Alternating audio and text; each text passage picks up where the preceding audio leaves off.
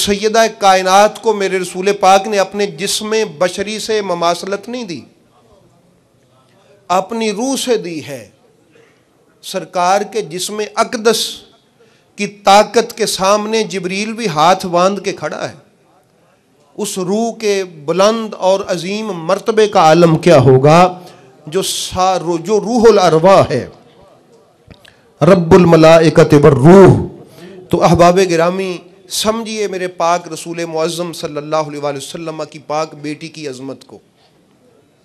और आजकल के कुछ मुल्ला सैयदा कायनात सलामुल्लाह तआला अलैहा के बारे में भी हर्जा सराई करने लगे। तो मैं यहाँ एक जुमला अर्ज़ करूँगा कि जिसके बाप ने लुकमा लाने में ख़ता की हो, भाई तवज्जो है, जिसके बाप ने लुकमा घर में लाने में ख़ता की हो, जिसकी माँ ने नुतफ़ा वसूल करने में ख़ता की हो, पता नहीं आप समझे नहीं, जिसके बाप ने लुकमा लाने में ख़ता की हो, जिसकी माँ ने नुतफ़ा वसूल करने में ख़ता की हो, उस खाती को क्या समझाया जा सके कि वाजिबुल अतात हस्तियां कभी गुनाह नहीं करती।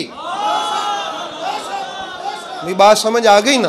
उस खाती को क्या समझाया जा सके कि वाजिबुल अतात हस्तियां जिनकी अतात को मेरे नबी ने वाजिब करार दिया हो, वो मासियत नहीं करती, वो खताएं नहीं करती, उनको अल्लाह ने पाक अपनी बारगाह से जो है वो बिल्कुल पाक रखा होता है। इन्नमा युरीदुल्लाहु लियुज़हिबा अन्कुमुर रिज्स अहलल बैत। आप तफसीर रूहुल मानी में अल्लामा सैयद महमूद आलूसी की तफसीर उठा के देखिए, उन्होंने इसकी शरह में लिखा है, मेरे रसूल पाक सरकार अलैहिस्सलातु वस्सलाम ने फरमाया, आना व अहलु बैती मुतहहारूना, मैं और मेरी अहले बैत मुतहहारून हैं। ये नहीं कहा मैं और मुतहर हूँ, मेरे अहले बैत और मुतहर हैं। फरमाया जैसे मैं पाक हूँ ऐसे ये भी पाक हैं। तो अहबाब गिरामी, जिस रसूल मुअज़्ज़म सल्लल्लाहु अलैहि वसल्लम की पाक बेटी की अज़मत को रसूल पाक खुद समझा रहे हो कि इनकी अज़मत को समझो, और अल्लाह अपने नबियों के इमाम को जितनी बार भी सैयदाएं उठा के खड़ा कर दे और फरमाए महबूब आप खड़े हो जाएं। हज़रत सैयदा आयशा सिद्दीक़ा फरमाती हैं, आप फरमाती हैं 20 मरतबा भी अगर सैयदा आई 20 मरतबा मेरे नबी उठ के खड़े हुए। तो ये क्या था? नबियों के इमाम खड़े, बेटी समझ के नहीं, इंदल्ला अल्लाह की बारगाह में सैयदा का जो मकाम है उस वजह से खड़े। तो ये समझने की कोशिश करें कि मकाम सैयदा कायनात क्या है।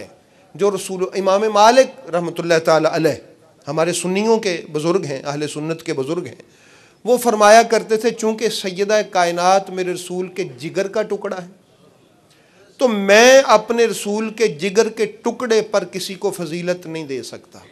यानी वो अपने अकीदे का इजहार करते हैं, अपनी राय का इजहार करते हैं। मुझसे वो फरमाते हैं ये हिम्मत नहीं होती कि मैं अपने रसूल पाक के जिगर के टुकड़े पर किसी को फजीलत की बात करूं। मेरी नज़र में मेरे रसूल पाक की अफजलियत व फजीलत के बाद अगर कोई मुझे बड़ा नज़र आता है तो नबी की बेटी नज़र आती है। मेरे रसूल करीम सल्लल्लाहु अलैहि वसल्लम ने अपनी बेटी का तारुफ यूँ करवाया कि ये मेरा दिल है और ये मेरी रूह है, हिया बदअतुम मिन्नी, ये मेरे जिगर का टुकड़ा है। आपको पता है ये बदअतुन जो होता है ये इसलिए कि नबी पाक सल्लल्लाहु अलैहि वसल्लम हमें समझाना ये चाहते हैं कि इसको फ़कत तुम आम ना कुछ समझ बैठना, मेरी बेटी मेरे वजूद का हिस्सा है। तो आप अहबाब इस निगाह से देखा कीजिए कि क़यामत वाले दिन सैयदा कायनात जब आएंगी, बड़ी बड़ी अम्मा हव्वा से लेकर मेरे नबी पाक की अज़वाज मुतहरात तक, और उनके बाद क़यामत तक कितनी कितनी बाज़मत औरतें आ गई हैं और आएंगी, मगर किसी के लिए ये प्रोटोकॉल नहीं होगा। हज़रत हव्वा का बड़ा मकाम है, हज़रत सैयदा आसिया का, बीबी मरियम का, सैयदा खदीजा पाक का, जनाब सरकार मेरे महबूब की उम्महात का, अपने अज़वाज का, हमारी उम्महात का जो उम्महातुल मोमिनीन है, बड़ा मकाम है, मगर किसी को प्रोटोकॉल नहीं होगा। मगर जब सैयदा कायनात आएंगी तो आवाज़ आएगी, या अहलल जमए गुद्दू अबसारकुम व नक्किसू रऊसकुम, अपनी गर्दनें भी झुका लो, अपनी नज़रें भी झुका लो। हत्ता तमुर्र फातिमा तो बिन्ते मोहम्मद सल्लल्लाहु अलैहि वसल्लम, यहाँ तक कि मेरे नबी की बेटी गुजर के चली जाए। तो ये इससे आप समझने की कोशिश कीजिए कि कायनात आलम में अल्लाह ने जिसको ये मकाम बख्शा है उसके शौहर का नाम अली है। और ये हम अगर फ़िक़ा को गौर से पढ़ें तो उसमें मेरे पाक रसूल ने फरमाया निकाह करते वक्त कुफ़ का ख्याल रखो। कुफ़ का, या रसूलल्लाह वो क्या होता है? फरमाया बराबरी, ख़ानदानी तौर पे बराबरी, इसका ख्याल रखना ज़रूरी है, ये शरीयत का हिस्सा है। मेरे रसूल करीम अलैहिस्सलातु वस्सलाम ने फरमाया निकाह करते वक्त देखा जाए कि वो अपने ख़ानदान के एतबार से हमसर हैं, घर के एतबार से हमसर हैं, और अपने दीगर मामलात के साथ। तो अहबाब गिरामी, जब सैयदा कायनात के निकाह का टाइम आया तो उस वक्त अल्लाह रब्बुल आलमीन ने ज़मीन पे झांका अपनी निगाह कुदरत से, और फिर मेरे महबूब को फरमाया कि अपनी बेटी को इतला कर दो। फरमाया ए मेरी बेटी, अल्लाह ताला ने मुझे फरमाया है इन्नल्लाह इख्तारा रजुलैनी, अल्लाह ने दो मर्दों को चुना। अल्लाह ने इस रुए ज़मीन पर दो मर्दों को चुना। अव्वलुहुमा अबा के, उसमें से पहले को तेरा बाप बना दिया, वसानीहिमा बाला के, और दूसरे को तेरा खामद बना दिया। इस रुए ज़मीन पर दो मर्द अल्लाह ने चुने, दोनों ही तुझे अता कर दिए, एक तेरा बाप बना दिया, दूसरा तेरा खामद बना दिया।